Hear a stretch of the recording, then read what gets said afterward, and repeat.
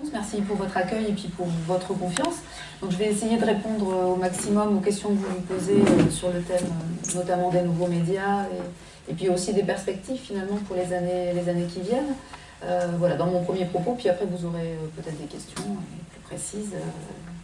Voilà, donc je vais vous dire rapidement ce que je vais développer.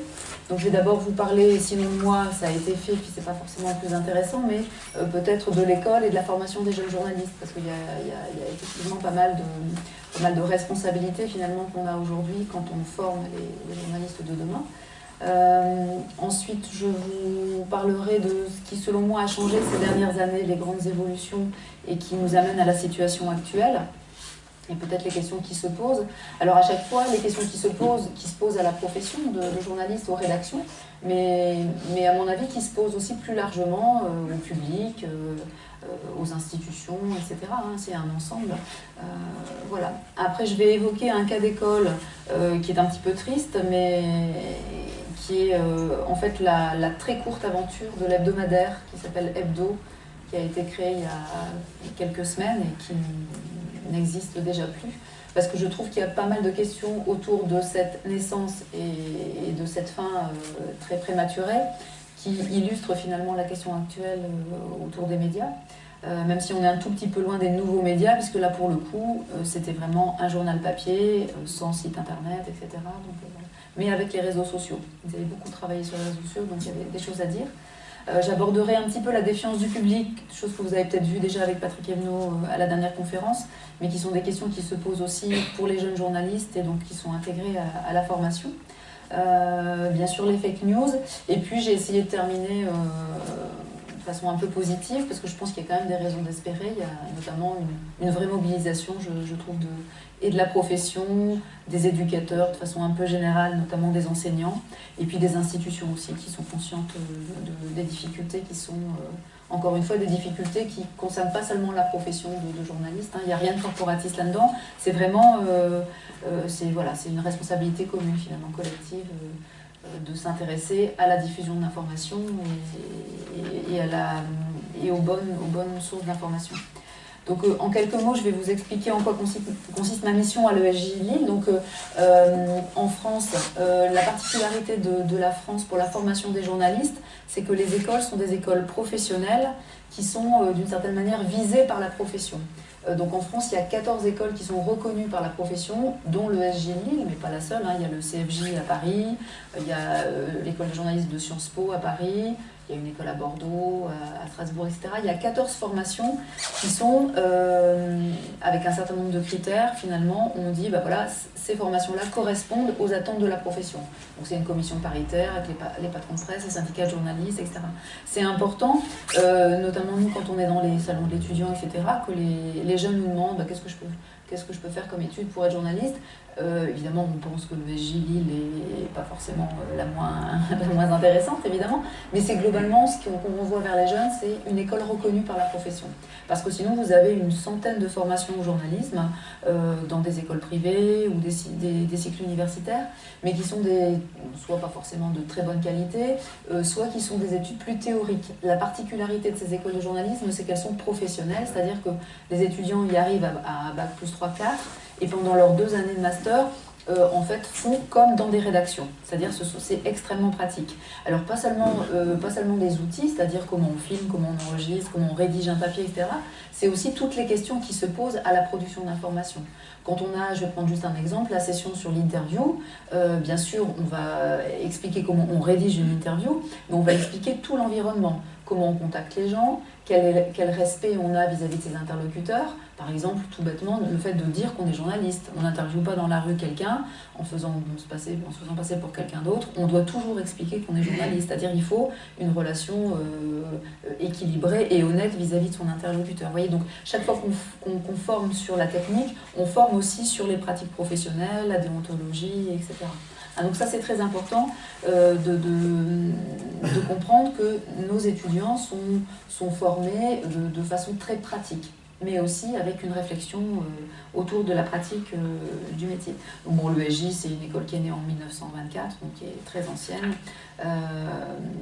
Et voilà, on a différentes filières, mais ça, c'est pas forcément le plus important. Ce qui est important, c'est que les étudiants qui sortent de chez nous, en fait, sont polyvalents, travaillent sur les différents médias. Et ça, c'est de plus en plus important. C'est-à-dire qu'ils ont une formation de base sur tous les médias, et puis ils choisissent un média de spécialité. Jusqu'à il y a encore 10-15 ans, la plupart des jeunes qui sortaient de chez nous, par exemple qui sortaient de la spécialité télévision, faisaient de la télévision pendant les 40 ou 50 années qui suivaient leur sortie d'école. Aujourd'hui, la situation des médias est telle qu'il y a beaucoup de carrières qui se construisent encore pas mal à la sortie d'école et de jeunes journalistes qui travaillent sur différents médias. Par exemple, un jeune journaliste qui va s'installer dans un pays à l'étranger pour être correspondant pour différents médias, il va faire à la fois de l'écrit, du web, de la télévision, de la radio, etc. Il va avoir un portefeuille finalement d'employeurs et donc là il a besoin de pouvoir travailler toutes ces techniques-là.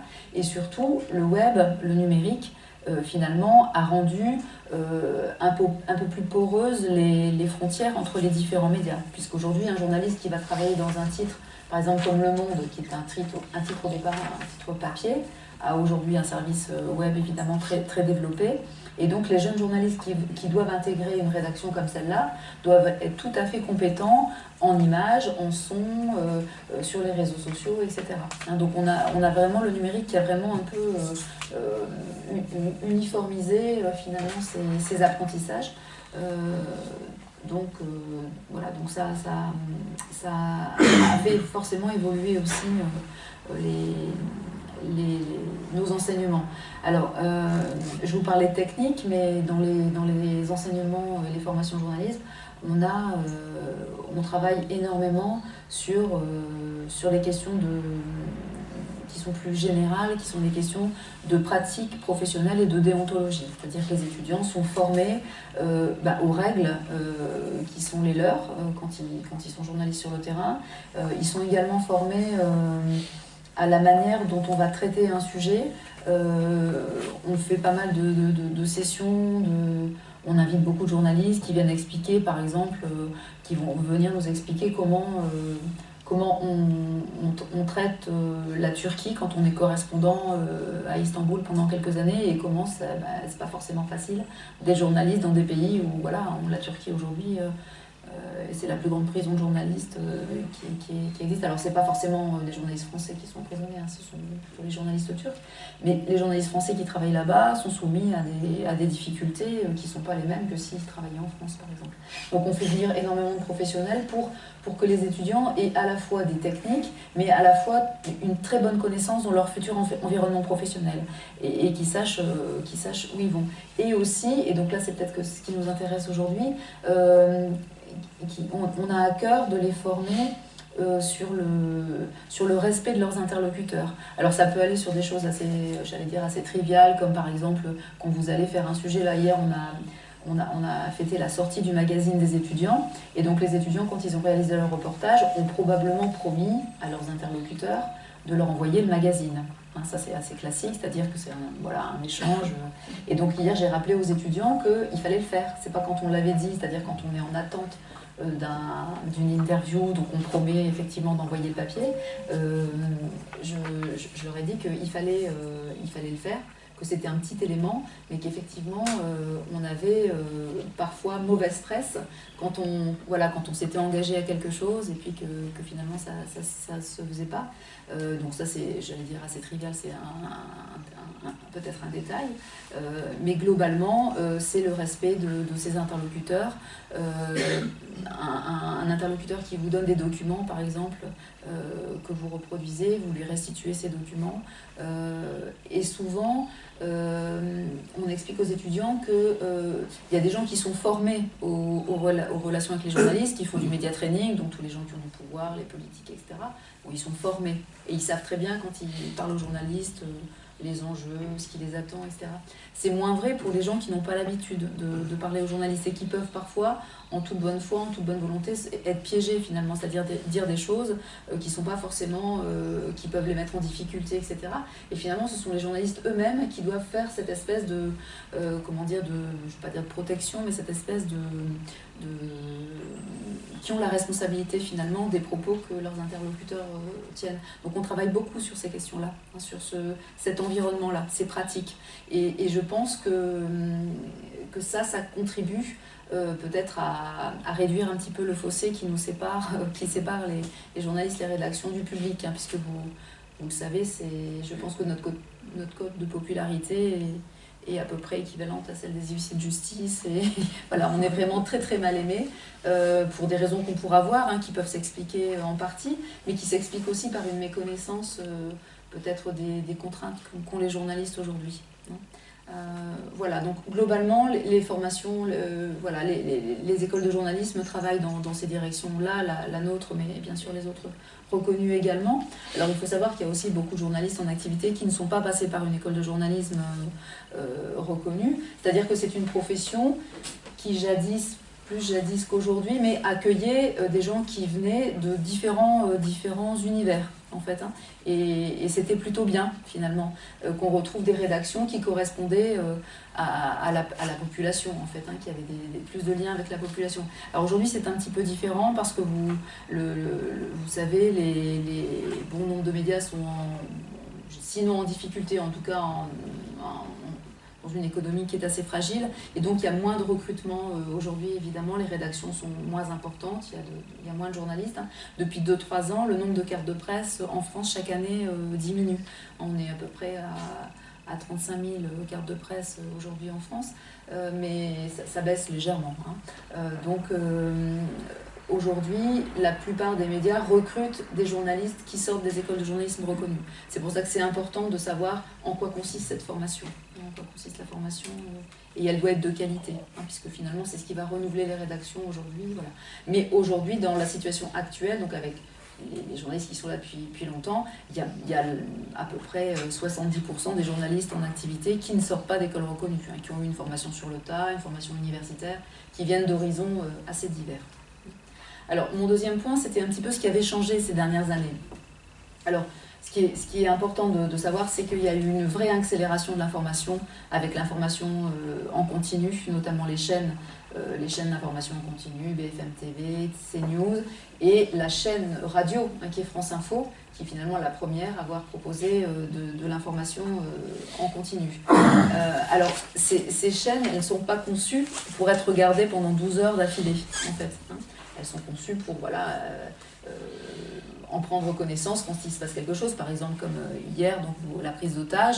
Bon, évidemment, le premier réflexe, ça va être d'écouter France Info ou d'aller regarder BFM, parce qu'on va avoir l'information qui est la plus fraîche finalement. Hein. Mais effectivement, si pendant toute la journée hier, on regarde BFM grosso modo, c'est arrivé vers 11h midi jusqu'à 20h, 22h,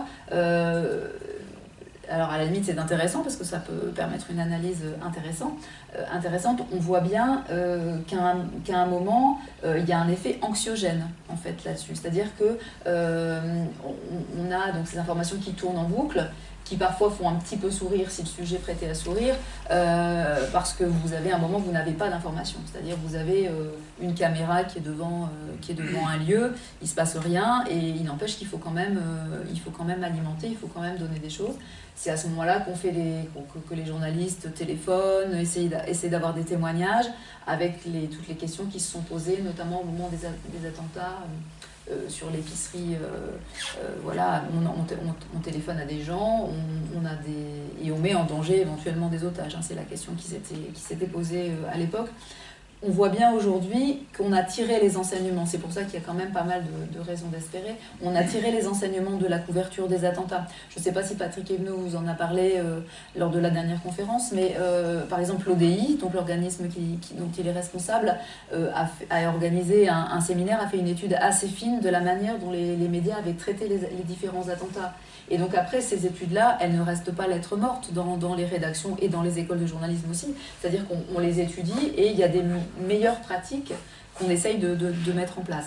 Et notamment hier, je ne sais pas si vous avez remarqué, mais à un moment, au moment donc, de la sauce qu'on a compris après, il n'y avait plus d'informations. C'est-à-dire qu'on voyait bien sur les lives, sur le monde.fr par exemple, on disait à chaque fois, bah non, on ne sait pas, oui ça circule mais on ne sait pas, et sur les chaînes d'infos, voilà, on donnait ce qu'on pouvait donner, mais on essayait de faire en sorte de ne pas mettre en difficulté ben voilà, les gens qui intervenaient pour régler la situation. Donc je pense qu'il y a des choses qui avancent dans la manière dont on couvre ces événements finalement, qui étaient les rédactions n'avaient pas l'habitude, puisque avant les attentats, il n'y avait pas forcément à couvrir sur le sol français ce genre de situation. Hein. Voilà, donc on apprend aussi en fonction de l'évolution. Mais ça, c'est vraiment une donnée, l'accélération de l'information, le fait d'aller de plus en plus vite, donc avec les dérives qu'on imagine. Voilà, c'est vraiment un élément qui a beaucoup changé ces dernières années et qui nous oblige aussi à réfléchir à la manière dont on pratique. L'autre élément par rapport aux modifications de ces dernières années, c'est effectivement les réseaux sociaux. C'est-à-dire que pendant très longtemps, je dirais jusqu'à il y a 10-15 ans, les journalistes avaient le monopole de l'information. C'est-à-dire que s'il n'y avait pas de journalistes, on n'avait pas l'information. Ça n'arrivait pas jusqu'à nous. Aujourd'hui, et ça se voit, par exemple, hier, il y avait sur le fil Twitter du ministère de l'Intérieur, il était indiqué « Merci de ne pas faire circuler sur vos réseaux des informations non vérifiées ». C'est-à-dire qu'on non seulement on donne des consignes de précision aux médias, hein, en leur demandant donc cette prudence, mais on est obligé de le faire aussi de façon beaucoup plus large. C'est-à-dire que le public, voilà, quelqu'un qui serait là-bas sur place et qui raconterait n'importe quoi, peut aussi lui mettre en danger les otages, ça peut aussi avoir des conséquences. Donc ça, effectivement, depuis 10 ans, c'est quelque chose qui s'est énormément développé. Alors, ce qui a été une vraie révolution culturelle pour les journalistes, parce que bon, bah, qui dit perte d'une partie de son pouvoir dit voilà, qu'il faut se réadapter, c'est pas forcément simple. Et puis ça veut dire aussi, bien sûr que c'est un outil dont les journalistes se sont appropriés. Hein. C'est-à-dire que les journalistes aujourd'hui, et nos étudiants par exemple, on les forme là-dessus, on les forme à l'utilisation des réseaux sociaux. Mais les réseaux sociaux à des fins professionnelles, c'est-à-dire pas raconter ce qu'on a mangé ou tout ça, ce qui n'a pas beaucoup d'intérêt, ce qui pose un certain nombre de questions. Par exemple, quand vous êtes journaliste dans telle rédaction, quand vous avez votre compte Twitter à votre nom, qu'est-ce que vous parlez au nom de qui? Vous parlez en votre nom, mais vous êtes journaliste de telle rédaction. Donc d'une manière finalement assez rapide, vous êtes aussi assimilé à votre rédaction. Donc il y a pas mal de rédactions qui ont mis en place des espèces de chartes de bonne utilisation des réseaux sociaux. Et on remarque, pour certains journalistes, que le ton n'est pas forcément le même qui est employé sur leur fil Twitter personnel, même s'il est bien indiqué qu'ils sont journalistes dans telle ou telle rédaction, que dans les papiers qui sont produits. Je pense à des journalistes qui traitent par exemple de la question des migrants. Si vous les suivez sur Twitter, vous voyez que ce qui est diffusé comme information sur leur fil Twitter, c'est quelque chose qui est un tout petit peu plus engagé. Qui est moins détaché, moins, je ne vais pas dire objectif, on pourra revenir si vous voulez, mais c'est un gros mot pour les journalistes, l'objectivité, qui est moins détaché que ce qu'ils peuvent produire dans leurs médias. Parce qu'à force de connaître très bien un sujet, ils sont les spécialistes de cette question-là, à force de côtoyer aussi les associations, de côtoyer les migrants, toutes ces difficultés, etc., il peut y avoir un engagement finalement sur leur fil Twitter qui n'est pas tout à fait le même qu'au sein de leur rédaction. Et quand on le sait, quand on l'analyse, moi je pense que c'est pas gênant. Alors peut-être que vous aurez un avis différent, on pourra en reparler, mais je pense que c'est pas forcément gênant. Hein. Simplement, quand le contrat moral passé avec le lecteur est clair, hein, c'est pas forcément gênant. Donc les réseaux sociaux, c'est vraiment deux choses. C'est un outil supplémentaire pour les journalistes, qui va très vite, qui est très utile. Moi, j'ai parfois des étudiants qui envoient donc en message privé sur Twitter, ils recherchent un interlocuteur et donc ils arrivent à joindre très très facilement les gens, là où avant il fallait parfois déployer des trésors d'énergie et d'inventivité pour pouvoir avoir des témoignages. Alors ça peut poser des problèmes aussi. Par exemple, vous cherchez, je ne sais pas, une personne qui correspond à un sujet que vous voulez traiter, notamment les sujets de société. Vous envoyez un message, c'est une espèce de bouteille à la mer sur un réseau social, mais vous ne savez pas forcément qui vous avez au bout. Hein, c'est pas la même chose que de passer par des créneaux et des voies plus classiques. Voilà. Et puis parce qu'après, c'est aussi une génération qui fonctionne tellement sur les réseaux sociaux, sur Internet, qu'on est obligé de reprendre avec eux ce qui nous semblait acquis ces dernières années, qui est par exemple leur capacité à aller vers les gens et à poser des questions aux gens. C'est-à-dire qu'ils ont tellement l'habitude de travailler comme ça sur le numérique et sur ces réseaux qu'ils ont parfois un petit blocage, par exemple au téléphone. C'est une génération qui a du mal avec le téléphone. Pour appeler les gens et proposer des rendez-vous et faire des interviews au téléphone. C'est-à-dire que ce rapport-là plus direct est parfois un problème. Donc on est obligé, je ne vais pas dire qu'on fait des sessions pour apprendre à téléphoner, ça ne va quand même pas jusque-là, mais on est obligé de retravailler un peu ces questions-là, là où ça nous paraissait à peu près évident. Et puis parfois, on cite souvent le cas d'étudiants qui cherchaient à joindre, alors à l'époque c'était l'UMP, c'était pas les Républicains, mais qui cherchaient à joindre des militants, je ne sais plus pour quelle élection, de l'UMP, et qui cherchaient partout des numéros de téléphone sur Internet, etc. Jusqu'au moment où on lui a dit, mais le siège de l'UMP, tu sais où il est? Bah oui, je vais regarder, je sais pas, oui, qui est à 2 rues de l'école. Donc on lui a expliqué que peut-être que pour trouver un militant de l'UMP, et que ce serait certainement plus facile d'aller au siège lillois de l'UMP, et qu'il trouverait probablement à satisfaire ses demandes, ses envies, etc. Donc vous voyez, il y a des choses qui se reconstruisent, qui se réorganisent. Globalement, moi j'ai le sentiment que c'est plutôt positif, que ces nouvelles technologies nous aident à travailler, évidemment, nous aident beaucoup à travailler, mais avec des réaménagements et puis des questions qui se posent, qui ne se posaient pas forcément avant. Donc accélération de l'information, développement des réseaux sociaux. Alors il y a aussi un élément qui a évolué, c'est la sociologie de la profession. Je vous disais tout à l'heure, on recrute moins de journalistes aujourd'hui. Donc avant, il y avait une plus grande diversité dans le recrutement.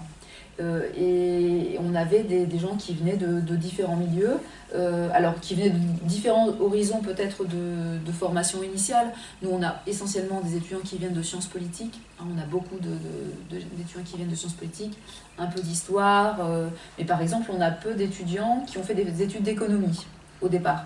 Probablement parce que les gens qui font des études d'économie se dirigent après peut-être vers des grandes écoles, des écoles de commerce. À vue de nez, les salaires des jeunes gens qui sortent des écoles de commerce ne sont pas tout à fait les mêmes salaires que les salaires des jeunes journalistes. Et donc la profession, par exemple, manque de journalistes compétents, bien formés et assez calés en économie. Hein. Donc il y a des choses qui se redistribuent au niveau de la sociologie. Et c'est un enjeu. C'est-à-dire que maîtriser ces questions qui sont un peu complexes, avec des rédactions qui sont finalement bien équipées en journalistes compétents dans ces questions-là, ben voilà, ça donne aussi une couleur à la rédaction et la capacité aussi à expliquer des enjeux économiques. Et j'ai quand même le sentiment que c'est important de bien informer les citoyens sur ces questions-là aussi, hein, pas seulement sur les questions politiques. Voilà, je pourrais y revenir si vous avez des questions sur la sociologie de la profession. Hein, c'est une profession qui s'est beaucoup féminisée ces 15 dernières années, puisqu'on est à peu près à 50% de femmes dans les rédactions, dans les écoles de journalisme aussi, même un tout petit peu plus de femmes que de garçons, de filles que de garçons dans les écoles de journalisme. Alors évidemment, là on parle des rédactions de base. Dès que vous montez évidemment un cran dans la hiérarchie, là le pourcentage de femmes chute vraiment beaucoup, mais c'est pas propre aux médias. Ce sont des choses qu'on retrouve dans tous les secteurs de l'économie, hein, qui est plutôt lié à la prise de responsabilité, à la gestion du pouvoir. Alors pour les rédactions, c'est pas seulement la question des femmes, hein, c'est plus globalement la question de la diversité des rédactions. On sait qu'il y a probablement quand même un lien entre la manière dont on produit l'information et la composition d'une rédaction. Hein. Pour être plus précise, on sait aussi que les rédactions ne sont pas représentatives de la population française, hein, dans toute sa diversité. Puisque pour arriver dans une école de journalisme, vous avez déjà fait des études donc après le bac, donc au moins 3 ans ou 4 ans après le bac, plus une école, souvent une école privée, avec des scolarités qui sont quand même assez conséquentes, même s'il y a des dispositifs de bourse qui existent. Donc forcément, vous avez une sociologie grosso modo de CSP, voilà, CSP moyenne plus, hein. On est quand même sur des catégories de populations qui viennent quand même de milieux qui sont plutôt favorisés. Hein. Et donc ça, c'est, je pense, ça contribue, enfin, on sait hein, que ça contribue aussi à cet écart qui peut se creuser, notamment dans le traitement des quartiers populaires, ce qu'on appelle parfois les banlieues. Alors à Paris, on appelle ça la banlieue, à Lille, non, parce que les quartiers populaires sont à l'intérieur de l'île, dans la ceinture, donc on ne parle pas de banlieue chez nous, mais ce sont les mêmes problématiques. Dans les rédactions, on n'a pas forcément l'idée de traiter certains sujets, parce que finalement, ces sujets, en tant que personne, puisque les journalistes sont des personnes, en tant que personne, en tant que citoyen, on ne les vit pas forcément, ces questions-là. Et donc, soit on ne pense pas à les traiter, soit quand on les traite pas forcément correctement, parce qu'on est moins concerné, finalement, par ces sujets-là. Donc, ça pose des questions sur le traitement. La composition d'une rédaction, et des médias, globalement en France, pose des questions sur le traitement de l'information en général. Donc, c'est intéressant aussi de l'avoir en tête. Et peut-être de trouver des moyens d'y remédier.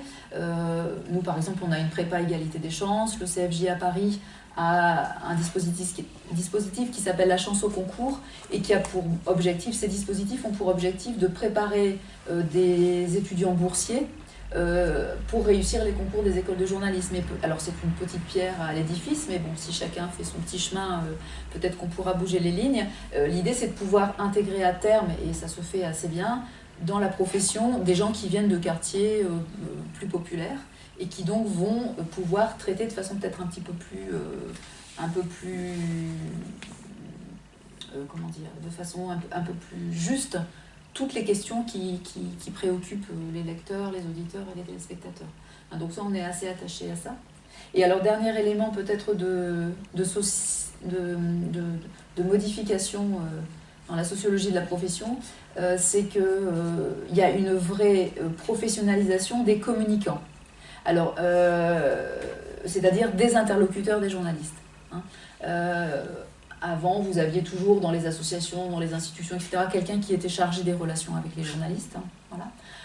Mais c'était quelqu'un qui faisait ça comme ça, parfois en plus de son travail, qui était, voilà, c'était sa mission. Évidemment, c'est plus le cas du tout aujourd'hui, puisque les gens sont formés à la communication. Donc non seulement dans les organismes, vous avez des gens qui sont très bien formés, qui ont fait des études poussées et qui savent comment faire avec les journalistes. Et puis vous avez, ce que je vous disais tout à l'heure, tout ce qui est média training, c'est-à-dire tous les interlocuteurs qui peuvent se le permettre, qui sont formés, pour sourire, je dirais un peu rapidement, à ne pas répondre aux questions des journalistes. Hein. C'est un peu ça l'idée. Et donc ça suppose aussi pour les journalistes de pouvoir, j'allais dire, contourner, contrer. Hein, et ça suppose une pratique, ça suppose une formation. Voilà, ça c'est un élément. L'autre élément, c'est que la multiplication finalement de ces communicants et l'argent qui est mis sur la question de la communication dans ces différents organismes, si on le met en parallèle avec la précarité des journalistes aujourd'hui, le fait que les rédactions soient moins nombreuses qu'il y a quelques années, vous voyez bien comment l'équilibre évolue et combien il faut peut-être y penser et se dire que c'est peut-être un tout petit peu préoccupant. Pour donner un exemple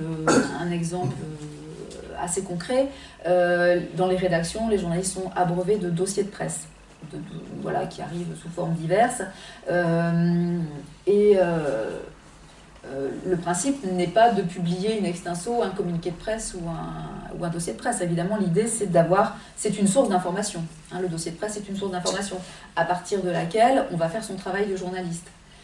Quand vous êtes dans une rédaction où il y a 15 ou 20 personnes, ce travail peut se faire. Quand la même rédaction et avec la même production supposée, vous n'avez plus que 5 ou 6 journalistes, la tendance est plus grande de finalement, de juste remanier un tout petit peu le communiqué de presse, mais de ne pas forcément faire ce travail d'investigation plus poussé, ou de passer des coups de fil, d'essayer de comprendre, de compléter, d'enrichir, etc. Vous voyez ? Donc on est sur donc c'est pour ça que c'est intéressant d'avoir en tête que, en même temps que la profession de journaliste se précarise, que les médias sont en difficulté économique pour certains d'entre eux, pas tous, hein, mais pour certains d'entre eux, qu'on donne moins les moyens aux services d'investigation qui sont très coûteux dans les rédactions, qu'en même temps vous avez toute la partie communication des différentes institutions, entreprises, etc., qui elle par contre se développe, hein, se professionnalise et a des moyens. Et l'ensemble peut poser un certain nombre de questions. Alors, si je reviens sur les nouvelles technologies, ce qu'on remarque aussi ces derniers temps, et ce qui a été étudié, notamment on en a beaucoup parlé au moment de l'élection de Donald Trump aux États-Unis, c'est que il y a beaucoup d'informations qui circulent via les réseaux sociaux. C'est-à-dire c'est de l'information qui n'est pas produite par les réseaux sociaux, hein, mais c'est d'une information qui transite par Facebook, par Twitter et notamment par Facebook. C'est-à-dire que vous avez une information qui vous arrive de vos amis, d'accord ? De vos amis, vos supposés amis, en tout cas de votre réseau. Et donc des gens qui, on peut l'imaginer, a priori partagent un certain nombre d'idées et de valeurs avec vous. Donc la démarche, elle est complètement différente quand vous ouvrez un journal. Alors effectivement, on achète encore son journal qui, sans forcément être hyper politisé, peut quand même correspondre quand même à un ensemble de valeurs. Hein. Évidemment, les journaux sont, je ne vais pas dire sont typés, mais peuvent l'être encore aujourd'hui, bien sûr. Mais vous ouvrez avec, vous ne savez pas exactement ce que vous allez y trouver. Hein. C'est-à-dire que vous avez une information qui a été élaborée en fonction d'un système de hiérarchie de l'information, en fonction effectivement d'une couleur, sinon politique, philosophique, voire religieuse, certes, mais vous avez globalement toute l'information qui est traitée, hein, avec une hiérarchie, hein, donc pas forcément la même place accordée à tous les sujets, mais vous avez cette espèce d'ouverture. Quand vous recevez une information via Facebook, vous ne recevez pas la totalité du titre, la totalité du journal. Vous recevez un article qui va probablement dans le sens et dans l'idée que se fait la personne qui vous l'a envoyé et qui imagine que vous allez aussi penser la même chose, en fait. Et on en arrive, si on pousse à l'extrême, hein, c'est pas forcément à l'extrême pour tout le monde, mais si on pousse à l'extrême, on arrive à une espèce d'entre-soi, c'est-à-dire que on ne prend connaissance que des informations qui correspondent déjà à ce qu'on pensait au départ. Hein. Voilà, c'est une vision un petit peu extrême, mais c'est quand même quelque chose qui est suffisamment préoccupant pour qu'on fasse des études et que des études soient publiées là-dessus et que les sociologues de l'information se penchent là-dessus et qu'on étudie de façon assez fine les pratiques de consommation d'information des plus jeunes, hein, qui pour le coup, eux, sont extrêmement concernés par cette manière d'accéder à l'information. Sans compter, peut-être que vous avez pu en faire l'expérience, les gens qui vous envoient des papiers via les réseaux sociaux, mais qui ne les ont même pas lus, en fait. Et c'est là que circulent toutes sortes d'informations qui ne sont pas sourcées, dont on ne sait pas très bien d'où elles viennent, et elles n'ont même pas été lues, mais par contre, elles sont diffusées de façon comme ça assez virale. Hein. Donc c'est une autre manière de consommer de l'information, et elle peut être préoccupante. Je ne dis pas qu'elle l'est forcément, mais elle peut l'être. Hein. Parce que finalement, ce vers quoi on va, On forme, nous les journalistes, évidemment, à la question des sources d'information, donc des sources fiables, des sources recoupées. En général, on parle de 3 sources pour les journalistes quand on est sur des sujets qui sont un petit peu compliqués. On doit vérifier de 3 manières différentes la source d'information. Et finalement, on va évoluer probablement en éduquant les lecteurs, les téléspectateurs et les auditeurs à être capables aussi, eux, d'identifier les bonnes sources d'information. Qu'est-ce qui est crédible, qu'est-ce qui est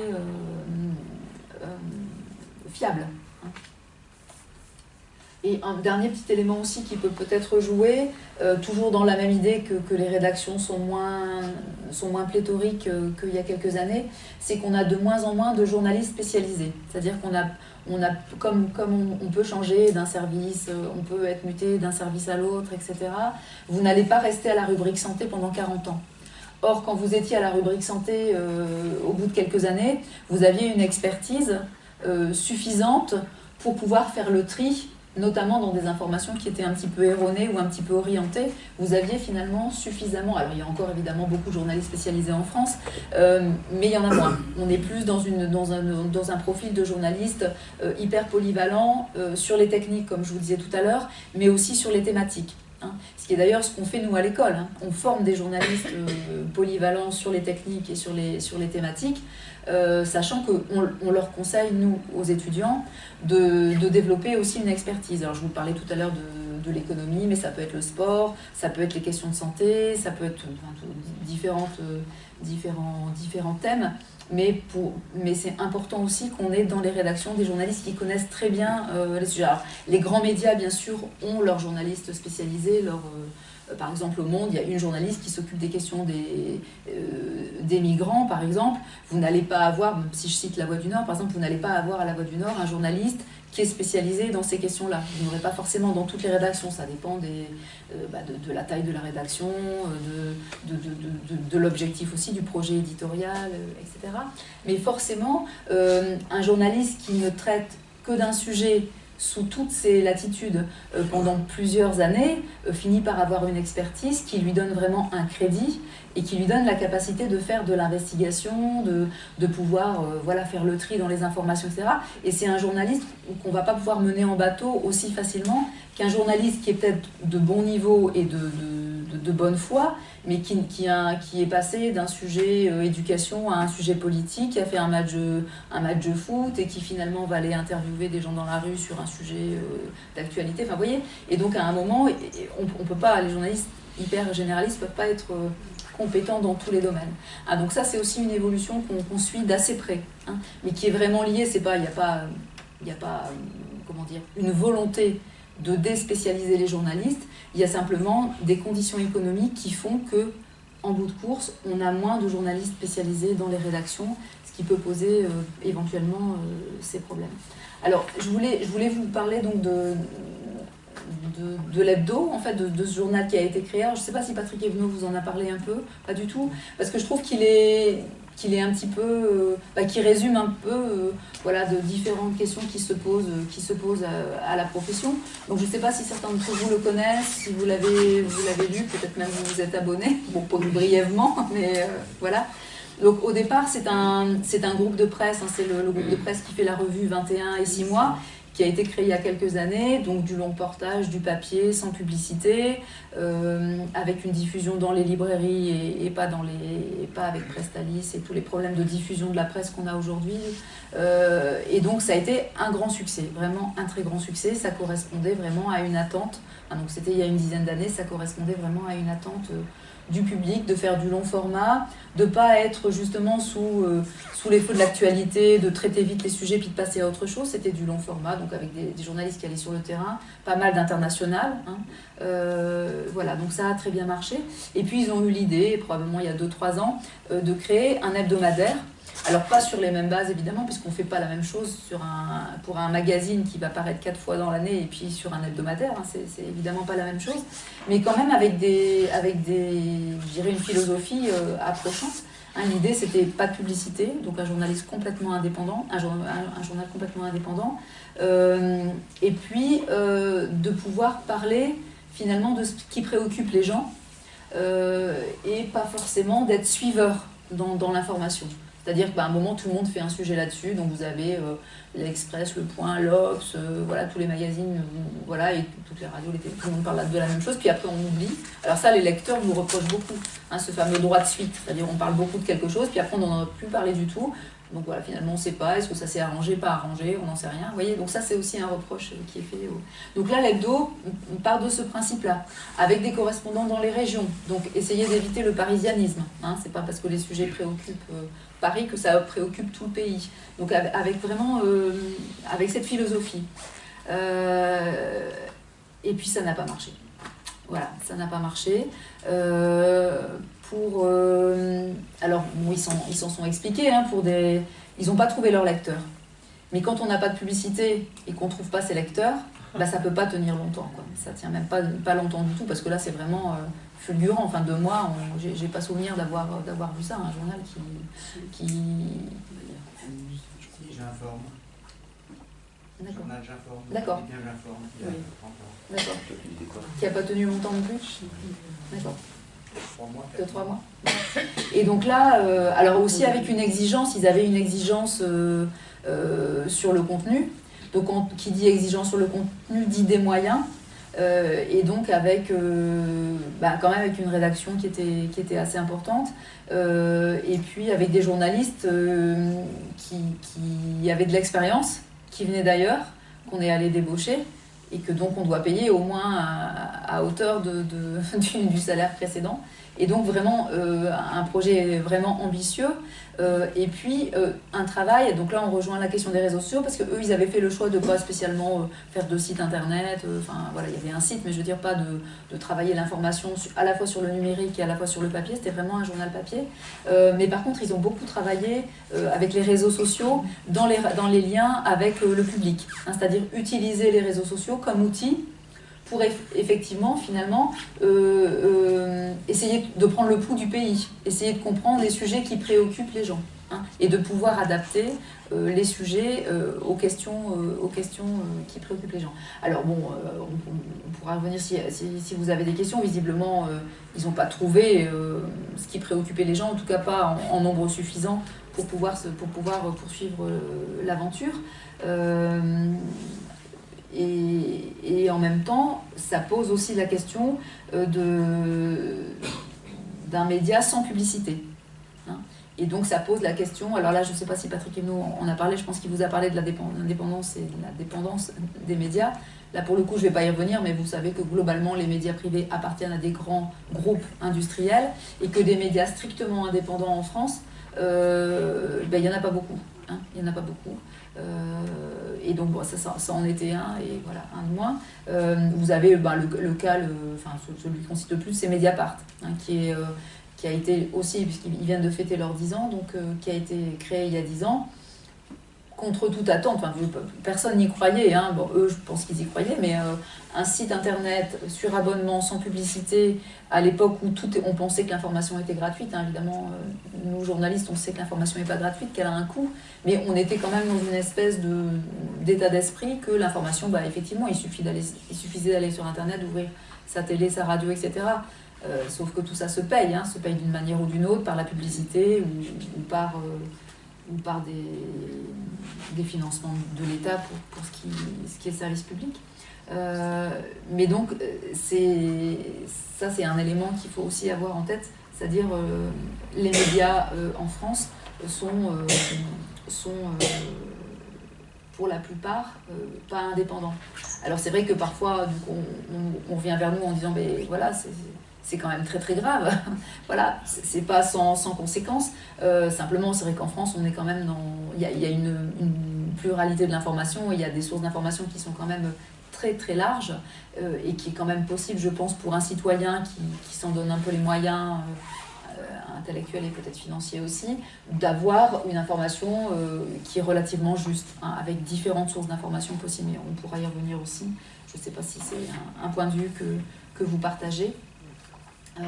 Alors je voulais aborder également, je parle un petit peu d'eau, je voulais aborder aussi avec vous la question de la défiance du public par rapport à aux médias globalement. Je ne sais pas si Patrick est intervenu un petit peu là-dessus. Et finalement, en quoi elle est dangereuse? Je vous disais tout à l'heure qu'on n'avait pas eu une grande cote de popularité, ce qui finalement ne serait pas très grave en soi. C'est pas le problème que les journalistes n'ont pas une grande cote de popularité. Mais on est en parallèle avec le fait que l'information se diffuse comme ça sur les réseaux sociaux, avec des sources qui sont parfois un peu floues. Si en plus les médias établis, un peu institutionnels, finalement perdent de leur crédit vis-à-vis du public, on est sur une équation qui est un petit peu dangereuse et qui en plus est dans un contexte général, qui est un contexte de défiance vis-à-vis des pouvoirs en général, hein, qui est la même chose que vis-à-vis du pouvoir politique, du pouvoir économique, voire des professionnels de santé ou des enseignants. Enfin voilà, on est quand même dans ce contexte-là général et qui est préoccupant, hein, sur l'état de la démocratie. Alors, je voulais aussi reparler donc des fausses informations, donc ce qu'on appelle les fake news, qui est un sujet extrêmement préoccupant. Je vous disais tout à l'heure, pas seulement pour les journalistes, hein, qui est préoccupant pour tout le monde. Alors, moi, j'ai le sentiment que les enseignants nous avaient un peu alertés, déjà il y a un petit moment, notamment chez les jeunes, hein, sur la manière dont les jeunes s'informaient ou ne s'informaient pas. Je ne suis pas sûre qu'on les ait vraiment écoutés ni vraiment entendus. Et puis qu'effectivement, ce sont vraiment les attentats de 2015, hein, et notamment les attentats de Charlie qui sont arrivés vraiment comme une déflagration pour l'ensemble de la société. Et il y a vraiment des choses qui se sont mises en place dans la foulée, hein. Donc on a beaucoup travaillé depuis sur la question de l'éducation aux médias, qui est intégrée dans les enseignements maintenant aujourd'hui, mais qui se fait aussi avec la collaboration des journalistes. Et il y a beaucoup de programmes dans les médias, dans les rédactions, d'éducation aux médias. C'est-à-dire on va sur le terrain, les journalistes ont pris leur bâton de pèlerin et ils sont partis rencontrer les gens aussi, rencontrer les élèves, rencontrer les enseignants, rencontrer la population. Il y a de plus en plus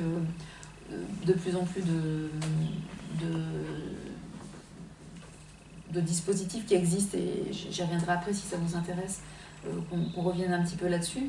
Alors j'avais noté une étude qui est sortie il n'y a pas très longtemps, je ne sais pas si c'est une étude ou un sondage d'ailleurs, qui expliquait, qui donnait encore des chiffres qui étaient, parce que c'est assez récent, hein, et qui disait que par exemple 30% des Français pensent que certains membres du gouvernement américain étaient au courant des attentats du 11 septembre et ont laissé faire, 30%.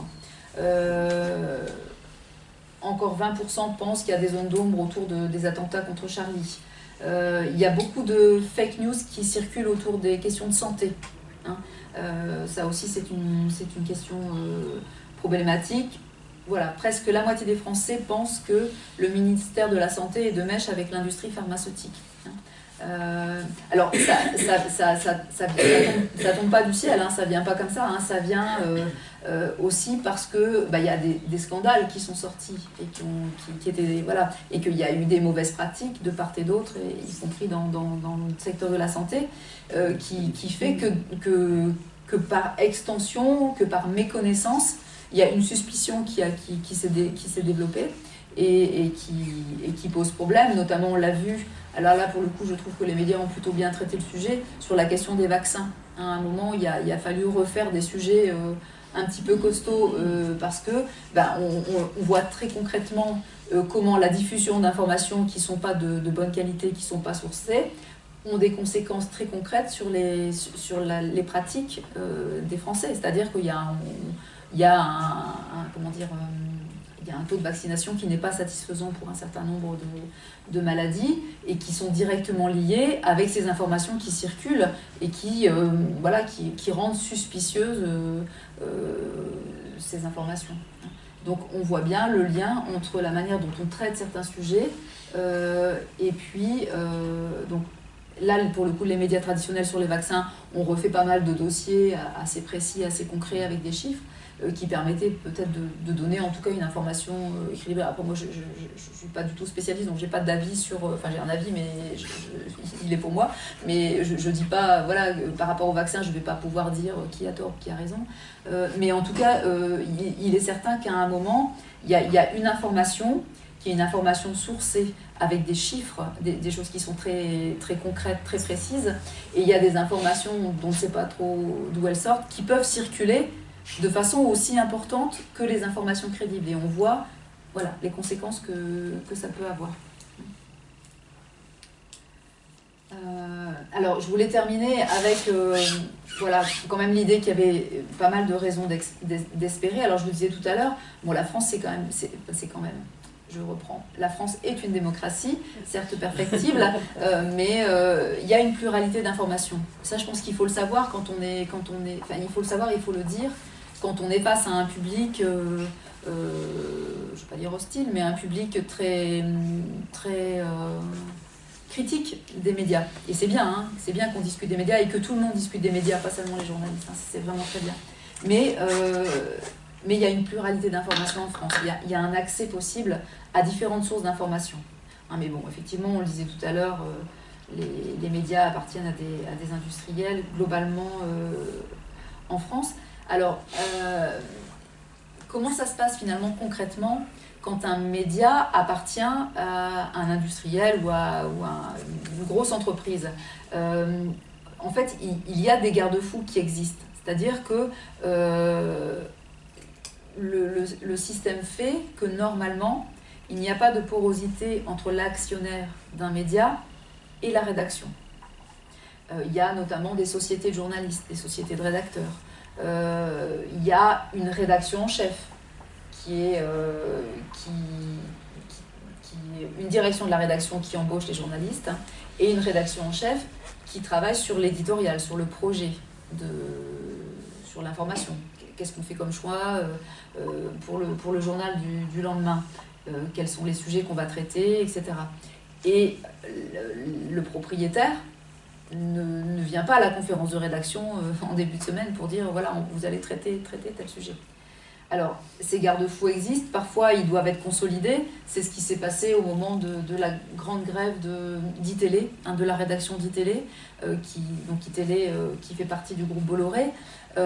Et là, justement, ces garde-fous, cette structure, n'était pas suffisamment solide et il y avait trop de porosité entre, j'allais dire, les attentes, on va dire ça comme ça, les attentes de l'actionnaire et la marge de manœuvre des journalistes. Hein. Et donc les journalistes se sont mis en grève, on l'a vu d'ailleurs, la plupart sont partis, hein, ils ont négocié des départs, la plupart sont partis.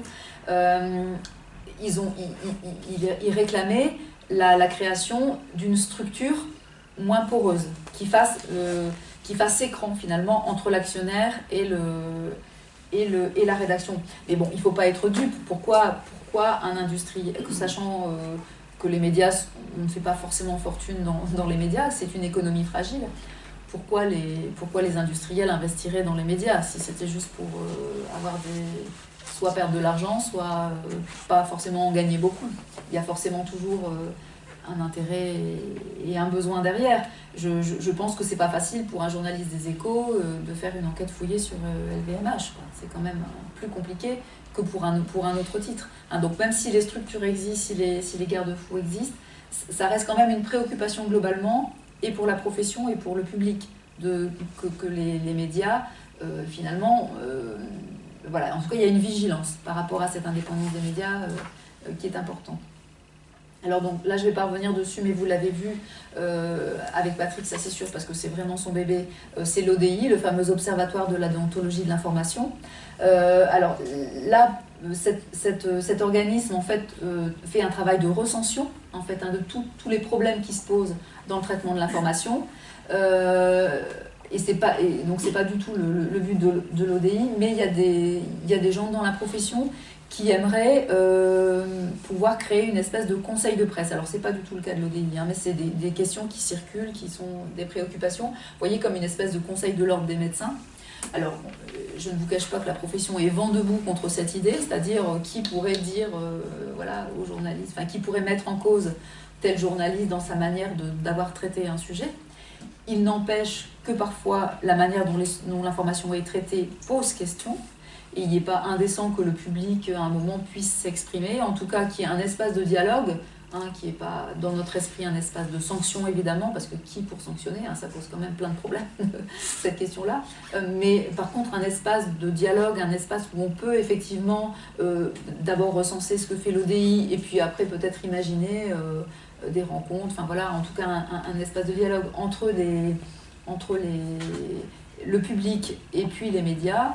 Moi, je trouve que c'est plutôt une bonne idée et que ça va dans le sens voilà, d'un meilleur dialogue, d'une fluidité, et puis probablement dans un apport de part et d'autre. C'est-à-dire qu'en même temps, les journalistes peuvent expliquer leurs contraintes, parce qu'il y en a de nombreuses, et en même temps, le public peut mettre en avant ses attentes, en fait, et expliquer pourquoi. Je vais prendre un exemple très simple.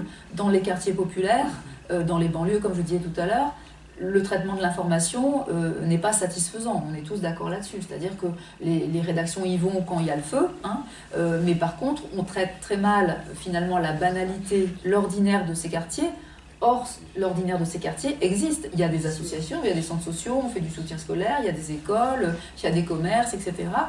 C'est pas forcément des lieux où vont aller beaucoup les rédactions par temps calme, et donc, mais par contre les médias vont y aller en nombre quand il y a un problème, et donc du coup les habitants de ces quartiers ont le sentiment qu'ils sont maltraités par les médias, c'est-à-dire qu'ils ne sont pas traités aussi dans ce qui va bien. Il ne s'agit pas non plus d'y aller et de dire que tout va bien si il y a des trafics de drogue au bas des immeubles. C'est pas du tout ça. C'est-à-dire là, on serait dans de la communication. Mais il n'y a pas un traitement équilibré de ces quartiers-là. Et donc les habitants se sentent trahis tout le temps, se sentent vraiment mal compris. Et comme en plus, c'est pas forcément des endroits où c'est simple de vivre, ça alimente un malaise, ça alimente un sentiment d'exclusion, de non-prise en considération de ces préoccupations. Donc ça a des conséquences aussi sur le vote des gens, sur leurs engagements, etc. Donc moi je trouve que plus on va développer ces espaces de dialogue, plus on va peut-être ensemble trouver des solutions. Et enfin, je voulais aussi terminer sur la question de l'éducation aux médias dont j'ai un peu parlé tout à l'heure, parce que c'est vraiment quelque chose qui est en train de se développer. Alors peut-être s'il y a peut-être des enseignants dans la salle, ou peut-être des gens qui voient comment ça se passe à l'école. Aujourd'hui, ça fait partie des cursus d'enseignement dans le secondaire. Et dans le primaire aussi, il y a des choses qui se font. L'idée est vraiment de donner les clés, finalement, aux futurs citoyens pour s'y retrouver dans les médias, pour comprendre ce qui est un média crédible et ce qui est une information crédible, sourcée, et ce qui ne l'est pas. Et donc, il y a beaucoup de choses qui se font, notamment avec les journalistes qui vont dans les classes, qui mènent des projets. Se sont développées aussi ces dernières années les résidences pour journalistes. Vous connaissez sûrement les résidences pour artistes. Voilà, à un moment, on met un artiste dans un lieu, etc. Maintenant, on fait la même chose avec les journalistes. On met un journaliste dans un lieu. Il y reste en général 3 ou 4 mois. Donc, il est vraiment dans le quartier. Dans le quartier, il travaille avec les enseignants, il travaille avec les centres sociaux, avec les éducateurs. Et ils mènent tous ensemble des actions d'éducation aux médias, où souvent il y a des projets, on va faire un journal, on va faire des émissions de radio, etc. C'est-à-dire qu'on met les jeunes en situation de pratique professionnelle. Et c'est-à-dire que là, ils comprennent comment on va chercher une information, c'est pas si simple, comment on la vérifie, etc. Vous voyez, donc on fait des choses très très pratiques. Et nous, cette année, on a décidé de former aussi nos étudiants, parce que l'éducation aux médias, a priori, c'est pour un public de non-journalistes. L'idée, c'est de former le public, les citoyens. Et en fait, on s'est rendu compte que nos étudiants, notamment ceux qui font de la télé, donc ils se retrouvent dans la rue avec une caméra à l'épaule, donc ils sont visibles, c'est pas forcément le cas pour d'autres journalistes, on les repère pas forcément tout de suite, mais nos jeunes journalistes qui se retrouvent avec une caméra à l'épaule sont pris à partie de plus en plus par les gens qui sont là dans la rue autour d'eux, etc. Et de façon assez hostile, en fait. C'est-à-dire que c'est pas... parce que ça a toujours été, on disait toujours, même il y a 30 ans, les journalistes, etc. Mais c'était une discussion, qui était une discussion de bon enfant, assez bienveillante. Aujourd'hui, on a besoin de donner aux futurs journalistes des outils pour pouvoir expliquer au public et aussi aller vers le public. C'est-à-dire qu'on a le sentiment à l'école que les journalistes doivent aussi pouvoir au-delà de produire de l'information et de l'analyser et de travailler sur les bonnes pratiques, être en capacité de dialoguer avec le public, avec les citoyens, etc. Et donc, il faut leur donner des outils pour ça aussi aux jeunes journalistes. Alors, c'est pas ce qui les occupe évidemment pendant 2 ans, hein, c'est un tout petit module, mais en tout cas pour qu'ils soient attentifs à la manière dont leurs productions journalistiques sont reçues, qu'est-ce qu'attendent les lecteurs, qu'est-ce qu'attendent les auditeurs, comment finalement on peut dialoguer entre nous. Donc ça c'est aussi vraiment l'éducation en médias, c'est un axe qui se développe et il y a pas mal de financement public sur ces questions-là, parce que je crois que tout le monde a pris conscience qu'il y avait eu une urgence. Et puis il y a pas mal de choses qui se développent aussi au sein des rédactions, ce qu'on appelle le fact-checking. Alors le fact-checking, c'est la vérification d'informations, autant dire un peu les bases du journalisme, hein, c'est-à-dire qu'on n'a jamais arrêté, normalement, de vérifier les informations. Aujourd'hui, c'est devenu des rubriques en soi, c'est-à-dire que on va avoir, par exemple, c'est les décodeurs du Monde, que vous connaissez peut-être sur le site du Monde, qui vont reprendre une information, c'est ce qu'ils avaient fait pour les vaccins, par exemple. Ils avaient repris voilà, tous les éléments, etc. Ils avaient un peu passé ça à la moulinette, hein, de la vérification. Je sais qu'il y a France Culture et France Info qui est en train de préparer une série de podcasts aussi pour lutter contre les fake news, et notamment scientifiques, parce qu'il y a énormément de fausses informations qui circulent sur les questions scientifiques. Donc là, les podcasts, vous voyez ce que c'est, hein. Bon, le podcast, c'est quand on reprend des émissions de radio qu'on n'a pas eu le temps d'écouter, mais on crée aujourd'hui des podcasts, c'est-à-dire qui ne sont pas diffusés sur la radio, qui sont simplement des créations pures, en fait, hein, qu'on peut télécharger. Donc il va y avoir donc, ce système de podcast qui va être créé par des journalistes de France Culture et de France Info. Et puis on voit bien que dans différents médias, c'est quelque chose qui se développe, c'est-à-dire c'est l'idée de dire aux auditeurs, aux téléspectateurs, bah voyez, voilà, ce sujet-là, nous on l'a passé à la moulinette. D'une certaine manière, c'est comme si on y mettait un label, ou voilà, vérifié par nos soins. Voilà. Bon. C'est le désintox de 28 minutes. Voilà, exactement. Et de l'IB. Hein, c'est une rubrique qui se fait en lien avec l'IB. C'est d'ailleurs l'IB qui avait démarré cette question-là, hein, intox, désintox. En fait, c'était l'idée au tout départ, on n'en était pas encore à la question qui nous préoccupe aujourd'hui, parce qu'aujourd'hui c'est assez massif.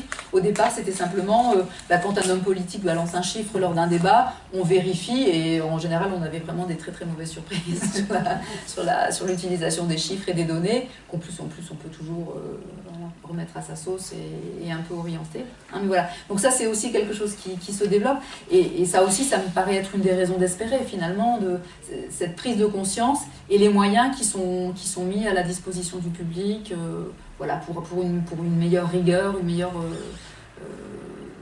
voilà, la vérification des sources, etc. Quelque chose de plus rigoureux finalement, et je crois que c'est ce qu'attendent les gens.